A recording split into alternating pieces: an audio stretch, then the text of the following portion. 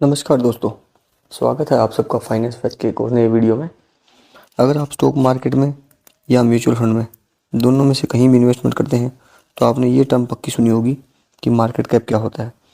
तो क्या कभी आपने सोचा है कि मार्केट कैप क्या होता है? तो आज हम इसी बारे में डिस्कस करेंगे कि मार्केट कैप क्या होता है और इसका हमारे इन्वेस्टमेंट के लिए क्या डिसीजन मेकिंग में इफेक्ट पड़ता है। तो चलिए शुरू करते हैं आज का वीडियो।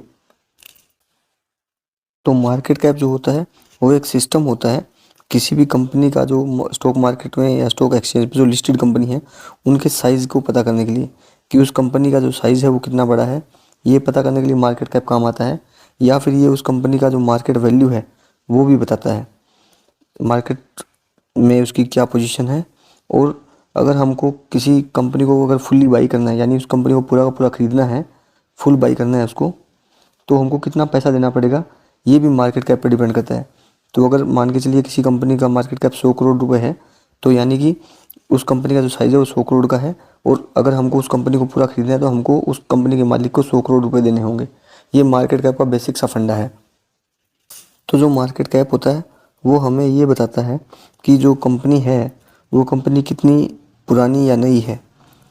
ये मार्केट कैप से हमें पता लगता है। और कितनी बड़ी या छोटी है ये भी, यानी मार्केट कंपनी का जो साइज़ है वो भी हमें मार्केट कैप से पता लगता है। अगर कोई कंपनी बहुत बड़ी है यानी लार्ज कैप कंपनी है तो लार्ज कैप है, इसका मतलब उसका जो मार्केट कैप है वो बहुत बड़ा है,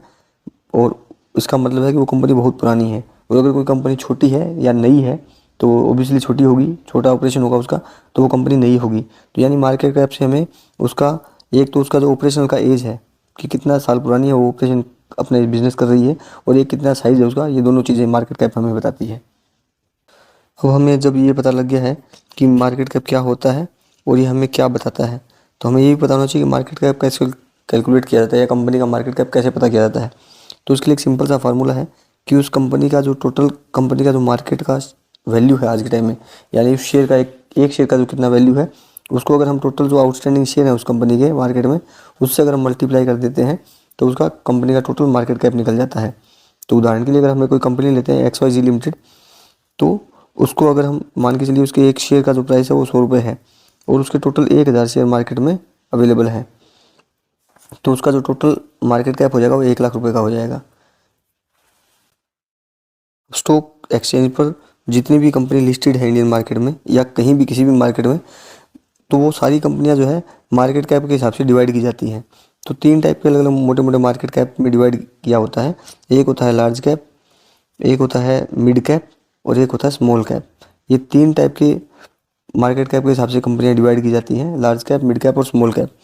तो लार्ज कैप, मिड कैप और स्मॉल कैप का फ़र्क जानना हमारे लिए इसलिए ज़रूरी है और हमारे इन्वेस्टमेंट के लिए, क्योंकि मार्केट कैप के हिसाब से ही जो किसी भी कंपनी है उसका ग्रोथ पोटेंशियल, यानी आगे वो कितना पोटेंशियली ग्रोथ कर सकती है और उसका रिस्क कितना होता है, ये डिपेंड करता है। तो अगर हमको इन्वेस्टमेंट करना तो हमें किसी भी कंपनी का ग्रोथ कितना है, उसका फ्यूचर क्या हो सकता है और रिस्क कितना है उसका, वो ये चीज़ें पता होनी चाहिए। और इसके लिए हमें कंपनी का मार्केट कैप और उसका डिफरेंस, कि कंपनी कौन से टाइप के सेगमेंट में आती है, वो लार्ज कैप है, मिड कैप है, स्मॉल कैप है, ये हमें पता होना ज़रूरी है। तो यहाँ पर अगर किसी भी कंपनी का मार्केट कैप जो है वो अगर 5,000 करोड़ से कम है, 5,000 करोड़ से अगर उसका मार्केट कैप कम है तो वो स्मॉल कैप की कैटेगरी में आती है। यानी स्मॉल कैप कंपनी की अगर हम बात करें तो उसका जो मार्केट कैप है वो 5,000 करोड़ से कम का होता है। उदाहरण के लिए अगर हम बात करें द्वारिकेश शुगर, द्वारिकेश शुगर जो है कंपनी है लिस्टेड, इस कंपनी का आज के टाइम में जो मार्केट कैप है वो 1612 करोड़ रुपए का है। तो 1612 करोड़ 5,000 करोड़ से कम है, तो ये स्मॉल कैप कंपनी के सेगमेंट में आती है।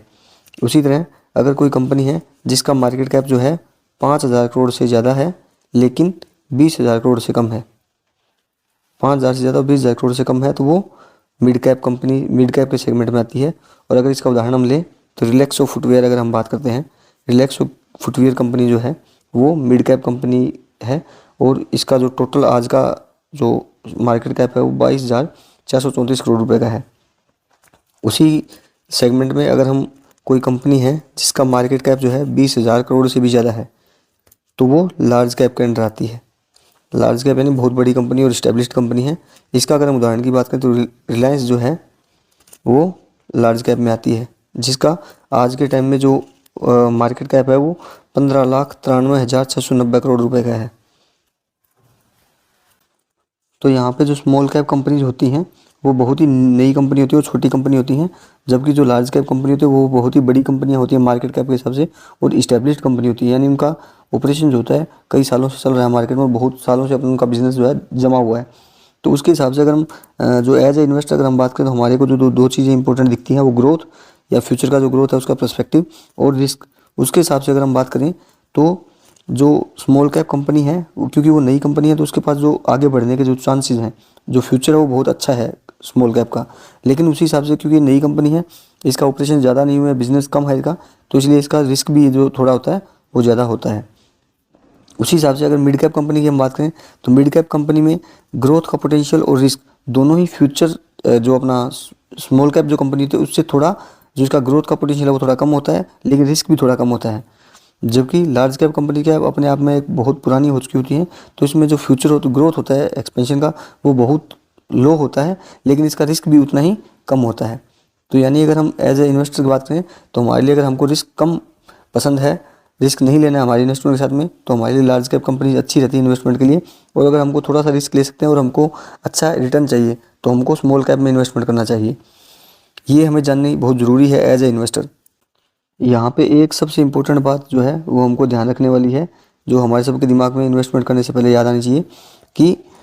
हर कोई जो लार्ज कैप कंपनी है आज जो लार्ज कैप बनी है, जैसे मैंने रिलायंस का भी एग्जांपल लिया, तो वो कोई भी लार्ज कैप कंपनी आज है वो कभी ना कभी हम स्मॉल कैप कंपनी पक्की रही होगी या मीडियम कैप कंपनी पक्की रही होगी, क्योंकि उसने जब ऑपरेशन स्टार्ट किया नई थी, नए से वो स्मॉल कैप से मिड कैप में बनी है, मिड कैप से लार्ज कैप बनी है। लेकिन आज जो स्मॉल कैप कंपनी है या मिड कैप कंपनी है वो कल को जाके लार्ज कैप कंपनी बनेगी या ब्लू चिप कंपनी बनेगी, इसकी कोई गारंटी नहीं है, ये आपको पता होना चाहिए। तो इस छोटे से वीडियो से हमने ये जानने की कोशिश की कि मार्केट कैप जो होता है वो क्या होता है, मार्केट कैप हमें क्या बताता है, मार्केट कैप को कैसे कैलकुलेट किया जाता है, उसके बाद में मार्केट कैप के कितने टाइप हैं, अलग अलग टाइप के, large cap, mid cap, small cap, और उसके बाद में मार्केट कैप से अगर हम इन्वेस्टमेंट करते हैं तो हमारे लिए क्या फ़ायदा है, नुकसान है, मार्केट कैप देख के हमको कैसे इन्वेस्टमेंट करना है या डिसीजन लेना है। तो उम्मीद है कि आपको ये छोटी सी बातें, जो छोटी छोटी इंपॉर्टेंट चीज़ें हैं, समझ आ गई होंगी। और अगर आपको हमारा कंटेंट पसंद आ रहा है तो इसी तरह हमारी वीडियो के साथ बने रहिए और हमारे चैनल को लाइक और सब्सक्राइब करना ना भूलें।